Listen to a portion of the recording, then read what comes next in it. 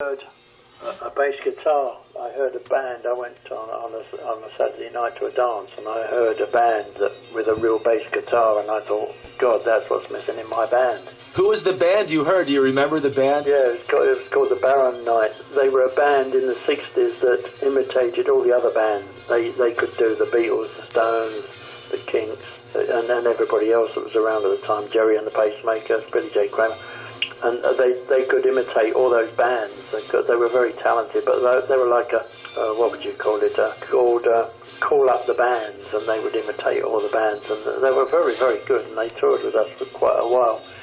But when I heard that bass guitar, I thought, shit, that's what's missing, you know, the deep sound that was there, and I ended up being the bass player because nobody else wanted to. I thought, I've got to get a bass guitar, but I didn't have any money. So my drummer, Tony Chapman, who started off with the Stones as well, just before me, found this ancient bass guitar from some old jazz musician, and we bought it for £8, which is probably in that time about $3 of your money. And I just tore it to bits. It was an awful thing, you know, and I just chopped it up, did a design, and did it on a fretwork machine with a friend, just cut it out and stripped it all down, changed all the electricity parts, you know, changed the pickups, put new strings in and everything, tore all the frets out because they were all rattling. It was a Bill Wyman custom. Fantastic. So I never put the frets back in, and I suddenly realized years and years later that I invented the fretless bass. You invented the fretless bass. That's amazing. Yeah, I didn't know until about 10 years ago. Now, how did you know how to do the wiring and all that? You were really crafty, huh? Well, I had a friend who was an electrician, and we did it together, and I built my own bass cabinet with an 18-inch speaker in it, which was unheard of in those days. Yeah. And I built a little 30-watt amp, which I got electric shocks off of every time I touched it, but at least it worked, you know, it worked with stuff. And that was what I used when I first joined the Stones, and I gave them my Vox AC30 and another little amplifier because they didn't have any amplifiers, and I said, but this is mine. You always had really cool basses. Tell me some of your favorite basses over the years. Well, there was that one, the homemade bass, because I could do those slides on it, and I used that on and off in recordings right up until 76. I used it a lot in the Exile on Main Street album in the south of France, and it's now welded to the wall at Sticky Fingers restaurant, my restaurant in London. You will never get it off the wall. You can never play it again. I used it when I first started out doing my new band, Bill Wyman's Rhythm Kings. I used it on a few of the early records, and then I thought, no, it's not making it anymore, so I put it in the restaurant for everybody to see. And I've had a bass made in the style of that bass now, which is called a Bill Wyman signature bass.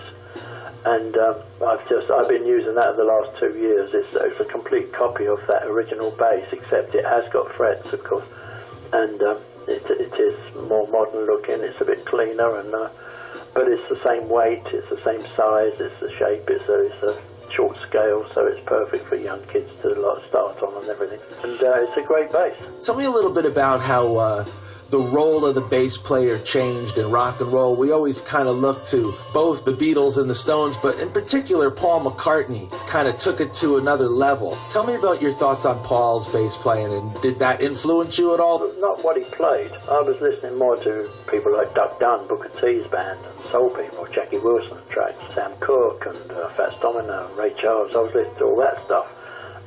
But when Paul came in and they came to that rehearsal in '63 and played us I Want to Be Your Man, Paul just took my bass and turned it around and played it backwards because he's left-handed. And I thought, oh no, that's too much. I can't deal with this. We did remain friends, and we still do, of course, but it did blow my mind at the time, because I can imagine I could never have done it if he would show me a left-handed bass, you know. Yeah, if he flipped it over, right? Yeah, I think he was probably used to it, you know, because being left-handed, he probably messed around with right-handed guitars, but it did blow my mind at the time. Tell me the importance of the drummer, especially, for you and the Stones, and then after the Stones. Extremely important because, as soon as Charlie, my drummer, left the Stones, we just clicked, not only musically, but we clicked personality-wise, and it's still there even to this present day. I mean, Charlie and I are very close friends, and we stay that way because it's just something special that we were able to achieve between us as a rhythm section.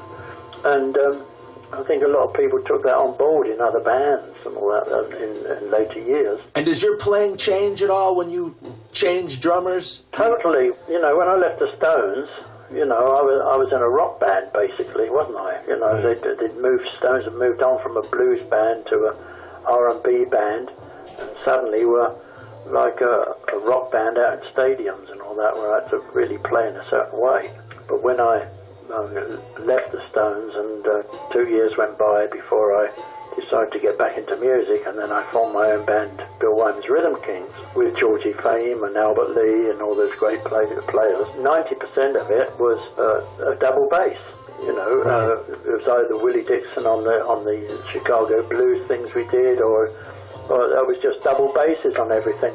And so I had to rethink how I could play more like a double bass. So I had to reorganize my entire style of bass playing and start playing just with my thumb, and playing the bass more in a backward way than a forward. If you're playing rock, you're playing down on the strings from the bottom strings to the high strings, yeah? Right. Like a do-do-do-do-do-do-do or whatever. But when I was thinking about a way a double bass plays, it's usually from the high strings backwards. It's like you know what I mean? Yes. So I had to rethink the way I played to suit better the music I was doing with the Rhythm Kings. It completely changed my style, but people were coming to me and saying when they were listening to the records, "Who's playing bass on that track?" And I said, "It's me." They said, "No, it's a double bass." And I said, "No, it's me trying to sound like a double bass." Wow, so you're always progressing, you're always learning, even still, right? Well, I think that's what a musician does, isn't it? And also a vocalist as well. You just have to keep learning, you have to keep taking stuff on board that you listen to. I'm not technically brilliant, I know that. But I can do the business the way I do it, in simplicity.